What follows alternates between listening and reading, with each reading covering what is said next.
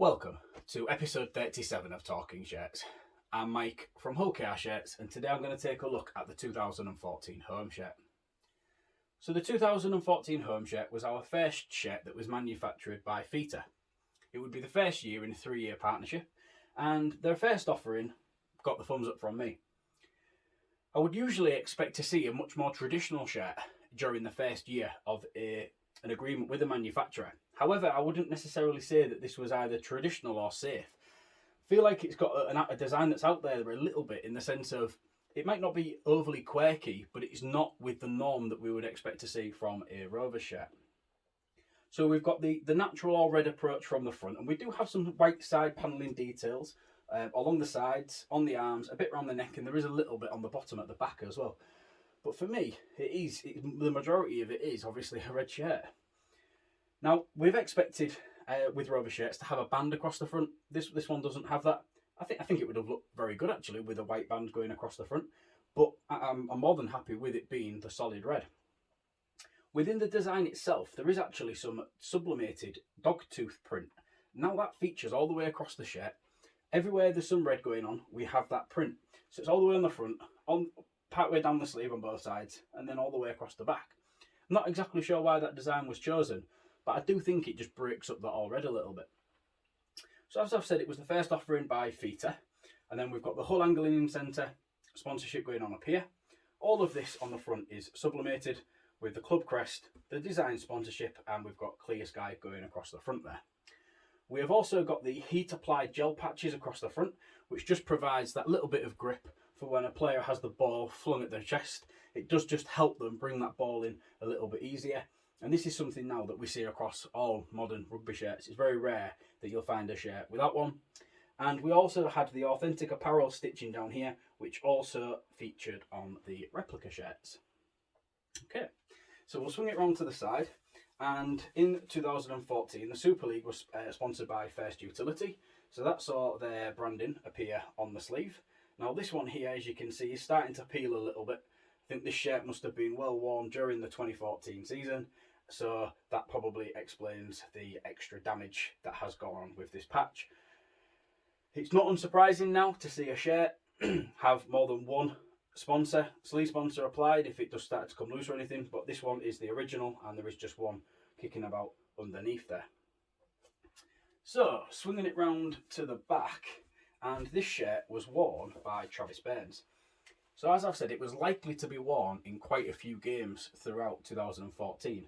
However, I have been able to photo match this one. So this one was worn at Craven Park over the Easter weekend in 2014, and it was worn against Hull FC. The game will probably be most remembered for Craig Hall's drop goal in a 21 points to 20 victory for the Robins. Travis did score 2 goal conversions on that occasion, so it did have some sort of point involvement, shall we say, on that game. So really pleased with that. There's quite a bit of damage going on here to the name. You can see some cracking that's going on, and the same to the number as well. Players' rugby shirts do get heavily worn. It's not like football where they'll wear it for one game and then it'll get sort of given to a fan or auctioned, or however they go about these things nowadays. These shirts are traditionally in use for the majority of the season, so it's not rare to see a shirt that is heavily worn. You'll see some black splodges on the back here, and that is been from when the shirt has been signed on the front before it came into my possession. Unfortunately, there was nothing put in the middle of the shirt, or there was no separation between the fabric, and the ink has unfortunately gone from the front onto the back as well there. Swinging it round to this side, and you'll see there is a little bit of damage on here. Now what has happened is this shirt was actually framed before I got it. The person that sold me it actually took it out of the frame for me, but it has left some marks down the side, along the front, and you can see them a little bit more visibly on the inside. It doesn't take away from the shirt, from my perspective, too much. However, it is a little bit frustrating, but I mean, it is what it is. I'm just pleased to have a shirt that was worn by Travis Burns during his time with Rovers. You'll notice that the left-hand side is wearing sleeve, hasn't got any branding or anything on. This was quite common during this era in the Super League. I think the Super League itself was struggling to gain sponsorship for that patch. back then nobody could be offering free pizza to put a branding or something on something. I suppose it's just how it is. But yeah, as I spoke about a few seconds ago, obviously this signature here from Travis, you can just see where it has ran and blotched a little bit, and that has unfortunately, transferred onto the back, which it's not great, but I suppose, like I say, it is what it is. Travis Bairns made 49 appearances for Rovers across the 2 seasons that he was with us. He scored 8 tries and kicked 85 goals, and I think he kicked 2 drop goals as well. So he was quite influential in the 2 seasons that he was with us. So that's everything for episode 37. I'll be back in another couple of weeks' time with episode 38, so make sure you're keeping your eyes peeled for that one landing.